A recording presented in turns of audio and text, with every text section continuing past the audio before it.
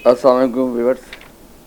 मैं शायर तो नहीं हूँ, मगर मैं पाक व हिंद के बड़े बड़े जो शोरा हैं उनके आपको हफ्ते में एक आध दफ़ा के कलाम सुनाया करूँगा।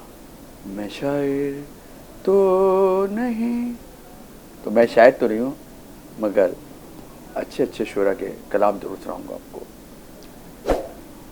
हबीब जालिब ने बहुत अरसे पहले एक नज़म गई थी, वो आज जो हमारे मुल्क में हो रहा उसके ऊपर 110% मैं समझता हूँ फिट है।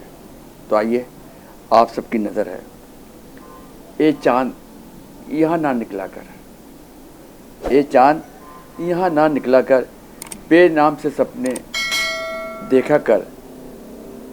यहाँ उल्टी गंगा बहती है, यहाँ उल्टी गंगा बहती है। इस देश में अंधे हाकिम हैं, इस देश में अंधे हाकिम हैं।